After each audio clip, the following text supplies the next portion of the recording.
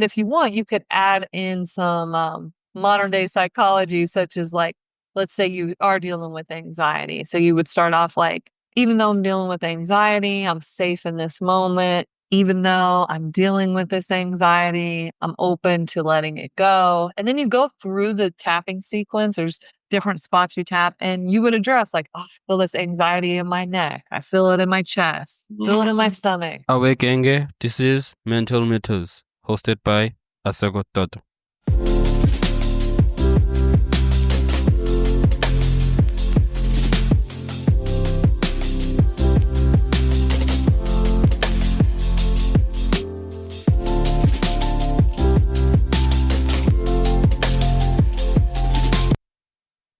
Hello everyone, welcome to another episode of Mental Metals. I'm your host, Asagot Toto, and before we dive into today's incredible conversation, I have a small favor to ask.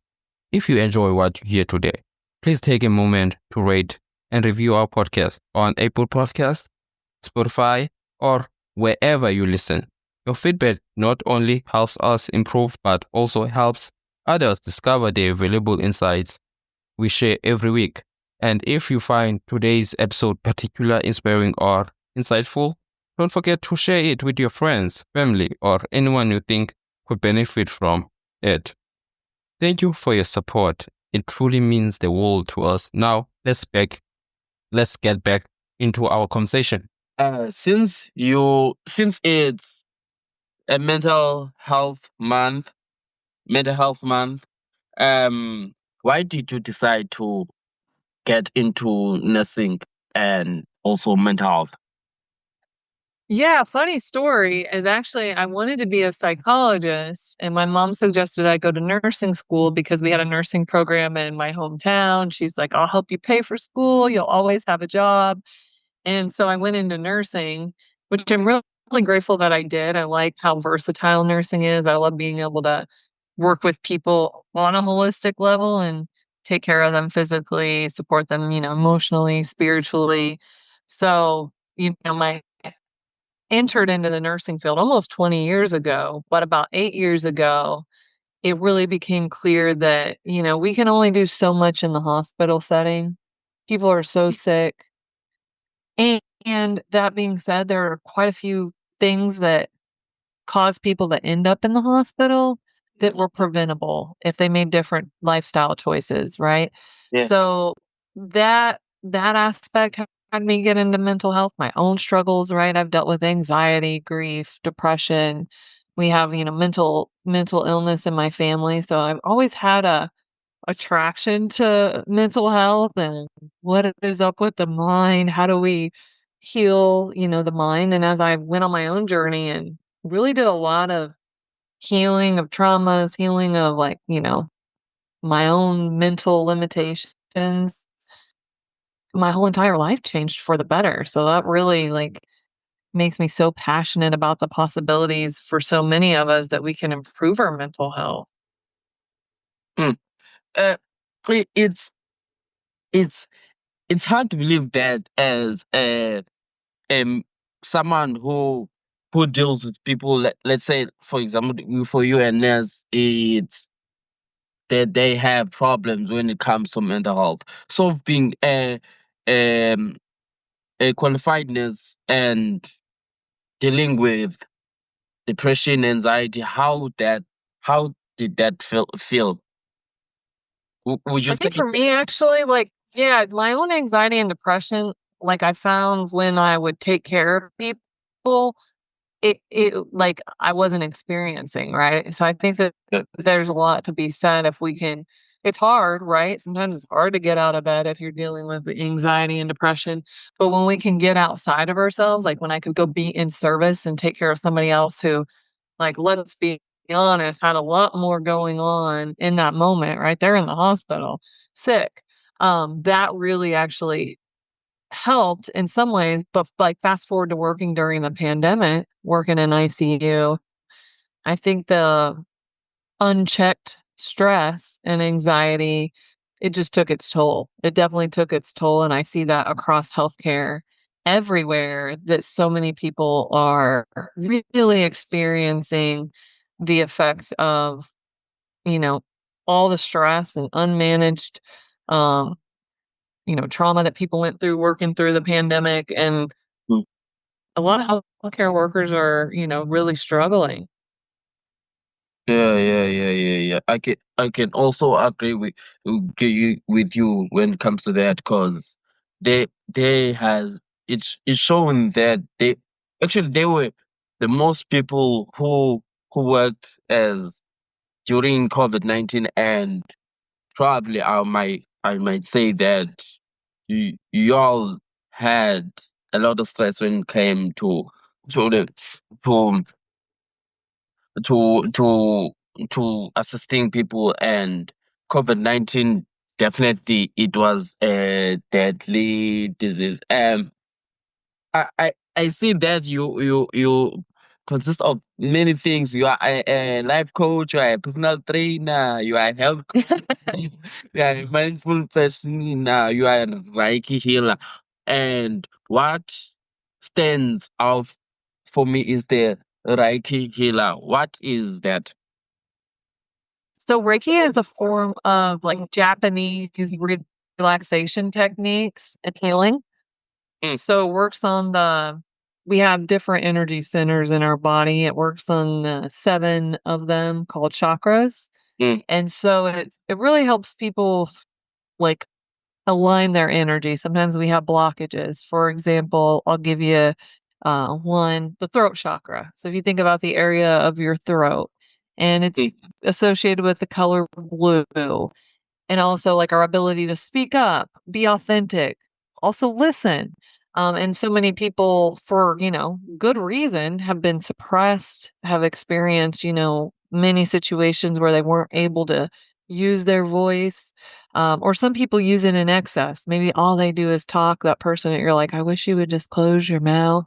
So that can be a sign, right? If it's hard to speak up, right, or dealing with a lot of throat issues, or you just find yourself, it's really hard to listen and connect in that way or express yourself, or maybe you're like nonstop talking, that there can be a blockage or an over amount of energy in those areas. So through Reiki, it helps clear everything, align it so that things are in balance. mm. Going back to that thing we spoke about, holistic, and as you've said, that many people have their own definition when it comes to the definition of being holistic. What does it mean to you? Yeah, to me, it means I will operate when I work with clients, whether it's one on one or leading a retreat. We're holistic in that we have a body, right? We have our physical part of us. We have our mental health, which I know is something that you really focus on. We have Yeah. the spiritual aspect, social, our relationship with ourselves, with our family, our job, our career. We have our emotions, and all of those, they influence each other, right? They work together or they work against each other depending on what we have going on. So it's important to look at things from that holistic view, because it's not just something's going on in our physical body. It's not just our physical body, right? It's going to have an effect in our mind, right? Whether it's Mm, we're stressed out about being physically dealing with, let's say, an upset stomach. Or maybe it was all the stress that we've been dealing with in our mind that's causing the upset stomach, or, all of these emotions that we haven't been able to find a healthy outlet for. Or maybe, our job is horrible and we're super stressed, and that's, wreaking havoc on our body. So it goes both ways though, right? When we do things to improve our physical health, then it supports our mental health. I mean, there's been studies showing that in a group, if you an exercise group, an antidepressant group, and then a placebo group, that the exercise and the antidepressant group had pretty much equal improvements in depressive symptoms. So, like doing things such as physical exercise, not only help our body, but they also can really help our mind, can help our emotions. Get out there and do it with a friend, right? Then mm, it also has a positive effect on our social life. So when I say holistic, that's really what I think of, is like all these different aspects of our life and how can we best support them and working together so that we get to experience our best health, our best well-being. Mm, mm. You spoke about mentally, as you've said, that working with each other physically and mentally. And I would like to focus more on the mental side. How how do it works in terms of, let's say that they work against each other when it comes to the mind and body? How do you then rewire that connection using holistic? Yeah, it starts with first being aware, right? Being aware how powerful our mind is. Like our mind can create so many things, right? We can use our mind to build us up, or we can use our mind to self-destruct. So I think first having that awareness that our mind is really that powerful. And then the second thing is having the willingness. Let's say if you're in a place that you don't like, right? That you wanna change mentally, having the willingness to say, "Okay, I'm gonna do something about this," or "I'm gonna find what resources I can do to take the steps to make these changes," right? There has to be that awareness, there has to be the willingness, and then it's, a lot of times getting support from a professional, whether it's a therapist, a psychologist, a coach, surrounding yourself with a group of people, right? Community is huge for mental health. Surrounding yourself with a community that is living a life or, living in a way that you want to live in, right? We're around negative people all the time, watching negative TV, listening to music that's like bringing us down. It's gonna affect our mental health, negatively. Whereas if we start to really look at what we're bringing into our field, bringing into our mind, it's gonna have an influence. And it's really being willing to like look at what's working and what's not working in the mind. Like, are, is this belief system, are these thoughts working? And then, of course, in the case of like depression, there might also be an imbalance happening there that's gonna need more than just mental, right? Just a mental approach. You might need to have some actual physical approaches to this. That's why it's so important to look at the whole of what's going on, even with mental illness. So for me, when I work with a client who's, let's say, maybe they're negative a lot, they're dealing with a lot of stress or anxiety. Some of the things we do is really work on how they respond to stress. How do they respond to the anxiety, and practicing tools, whether it's, breath work, mindfulness, meditation, the emotional freedom technique, all of these things so that they can start to have mental fitness, right? So that you can start to have some control in the mind instead of the mind controlling you and absolutely everything you do. And it's a practice. It really takes a commitment, but it's possible Mm, to, work with your mind instead of have your mind work against you. mm. I agree with that. I agree with that. Going back to you, and you mentioned something interesting about having, when you dealing with mental health, you need support. So when you dealt with anxiety and depression, how did your support system look like? Yeah, so to be honest, I wouldn't have told you I had anxiety, and I wouldn't have told you I had depression until probably, like, I don't know, that I ever even dealt with that probably until, like, 10 years ago. I didn't even recognize that, "Oh, this is anxiety. Oh, this is depression." Like, I just thought sometimes it was really hard to get out of bed, and I was super sad in the morning and didn't wanna do anything, but I just kinda thought that that's the way I was, right? I didn't realize that, like, stressing out and worrying about, public situations, or like going around and around in my mind about, situations. I didn't recognize that as anxiety. I just thought, well, this is just how my mind is. And I wasn't at those times when I was dealing with, anxiety and depression, I was not necessarily surrounding myself with a ton of people who were really positive influences, right? I was Mm, surrounding myself with a lot of negativity. So that just fed that cycle over and over again. But I have had, of course, all throughout my life, positive support as well. whether it be through a coach. Like I'm really big on, about 10 years ago is when I discovered this world of personal growth and coaching. So coaching's been something that's been really huge for me. Having quality relationships and, talking openly with friends, family about what's going on. I think the whole landscape of mental health has changed too over the years. Mm. From when I was dealing with anxiety and depression, that people are more open to talk about it, which I think is important because I mean, how many people suffer from mental disease? Yeah. Oh, I think almost everybody at some point. And Yes. so it's so good, important that we talk about it. And I've done therapy on and off throughout the years. Exercise, believe it or not, really was one of those things that really helped me with my depression because it got to a point once I was consistent with exercise for probably like close to a year, I would say like the depression really like it lifted a lot. So I attribute that to like those neurotransmitters, right? And doing something positive for myself on such a regular basis that like, for me, after I stuck with it, like, it was rare probably after, like, 6 months to a year that I woke up with that intense sadness and that, like, intense, like, lack of motivation. So exercise was another thing that really, really helped with the, depressive symptoms. Mm.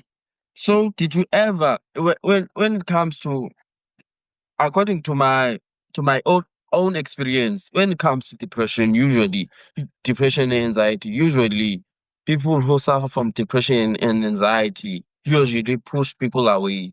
Did you ever push people away? And also, how did you know that you were suffering from depression and anxiety? Yeah, I feel like I did push people away and that I wanted to just party all the time, right? Like, in my teenage years, early 20s, like, I Yeah. wanted to party all the time, and I honestly thought it was just because I like to have fun. I love the excitement, but then it wasn't until I got some space around that. I think also too, like, our minds mature, when we're fully mature when we're, like, 20 between 25 and 27. So I Yeah, think that yeah. when I hit that age, like, I started like, "Oh, wait, maybe I'm not just doing this just because I like to have fun and I like to party. Like, Mm, maybe there's something else here." And like, it was an avoidant tactic for me too. Like, I didn't wanna feel the pain, feel the anxiety, feel the depression, deal with the grief. So I was just partying it up. So I think it was really after, um, you know, I would say like probably 10 years ago that I realized like, oh crap, I've dealt with depression off and on for like a long time. And then as far as anxiety, that was honestly probably pretty recent. Like I think the pandemic was really when I admitted to myself that I had anxiety.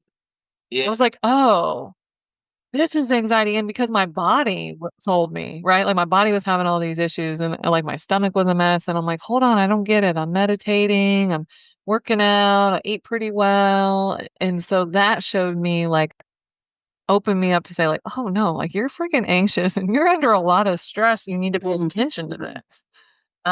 So I think sometimes we don't recognize these things, but our body, like listen to what's going on in the body, whether it's like you can't sleep or you've got stomach issues, headaches, you can't focus, like all of these can be signs of, depression and anxiety. Not always, but definitely can be signs of stress.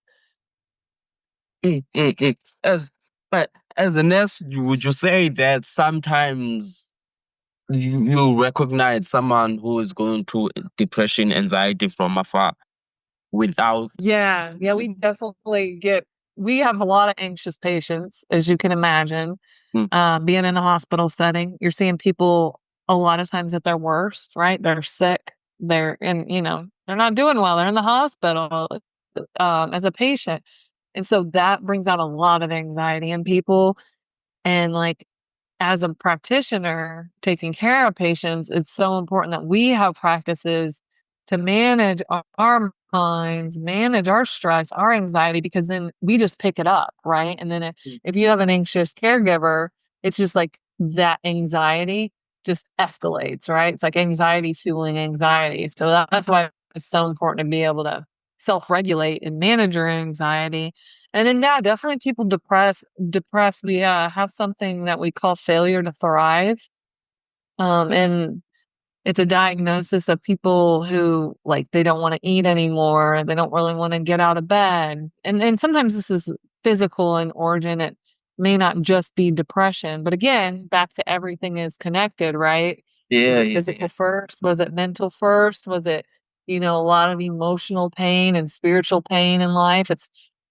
It's hard to say, but we definitely see people depressed too, because some people have been sick a long time and been through a lot of stuff.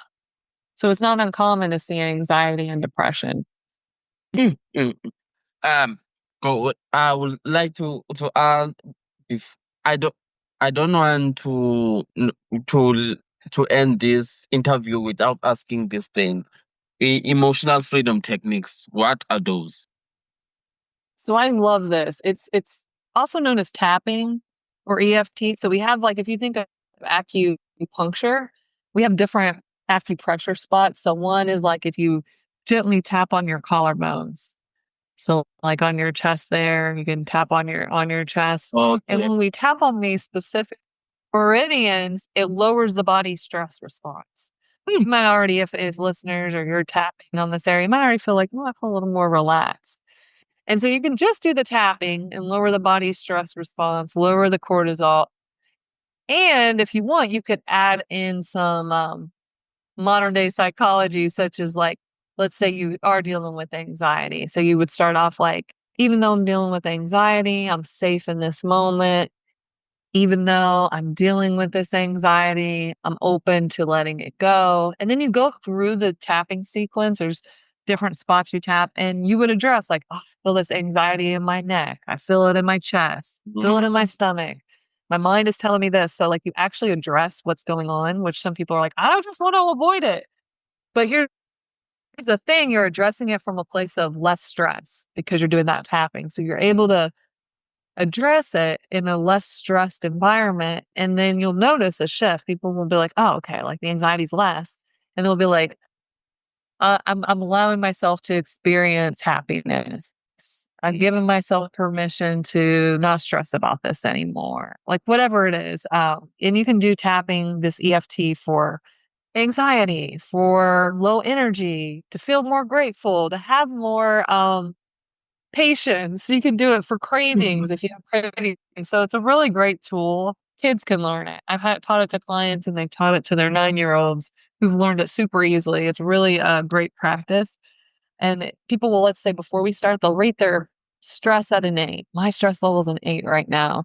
And then we'll do the tapping and they're like, oh, yeah, maybe it's like a 2, or maybe actually I don't even feel stress anymore, or sometimes people will say. So it's a really cool technique. I definitely encourage everybody to look it up. And if they do visit my website, I actually have a free emotional freedom technique video that they can sign up for. If they sign in on the box that pops up, it'll send it to them. Probably I'll include it on the description of the Oh, podcast. perfect. Thank you. Yeah, yeah, it's a free emotional freedom technique video to lower stress. How how do you keep? I would say how do you be consistent being in love with nursing for the last 15 and plus years? How do you how do you not give up? Because I know It's such a, yeah. I switched dynamics and that I'm not working in the hospital setting anymore. And so for me, that was a really positive change. But I think what's so beautiful about nursing is it's a caring field, and yeah. caring, kindness, like making a positive impact is something that's like my top values. Like that's so important to me. So it's a field that allows me the gift to be able to, be in service in that way. Mm. And nursing's nice because there's so many different ways you can practice nursing. So that's another thing that I really like about it. Right now I do the holistic nurse coaching, and I also do something called IV vitamin hydration. So I go to people's house and I give them IV vitamin hydration if they're sick or dehydrated or have a migraine. So there's just so many different things that you can do with the nursing career. So I think that's also made it something that like I still enjoy to this day. Would you say that you would say you don't regret of not taking psychology instead of nursing? That's such a good question. I think about that because I do care so much about mental health. And I'm happy with the way that I went. Like I like that I'm somebody who likes to move around, likes to change physical location. Like as Mm-hmm. a nurse, like in the hospital, you're moving around. Like the way I practice nursing now with coaching, I'll see people in person, I'll see people virtually, I'll go teach a workshop here or a meditation class there. I'll go to I love that dynamic of it.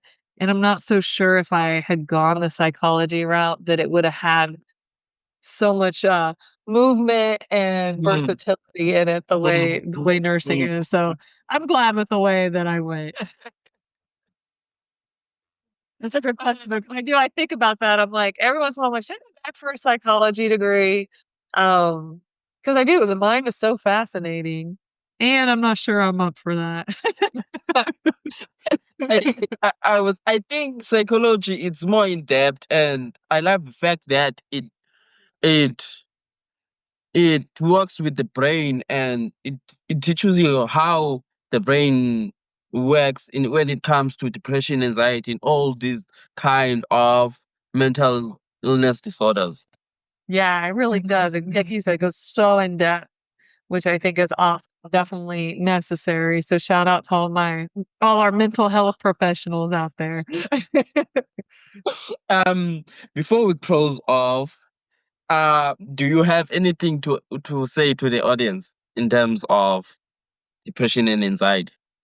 Yeah, I want to encourage you to not give up hope. I know when you're in a dark place, when you're feeling like your mind or your body is just hijacked by these feelings of anxiety and depression, it can be a dark place to be in. So I would say don't give up hope and seek the support, right? Seek the answers. Like there is light at the end of the tunnel, right? For most people, if they keep on that path. And I know when you're really depressed, you don't feel like doing anything, but also like doing what you can, right? And feeling good about that. When you're depressed, it might just be opening the window and looking out at the sun, and that's enough for that day. So not taking for granted those little wins as well, because they make a difference, especially if we can accumulate lots of little wins, whether it's like, okay, today when I started feeling anxious, I started doing my deep breathing, I started doing my tapping, I remembered my feet on the ground, and I still got anxious, but I was able to keep myself a little calmer than usual. Any of those things are such wins. And so it's like focusing on what's going well and get the support, right? There's so much support out there if you look for it. Free audio post-production by alphonic.com.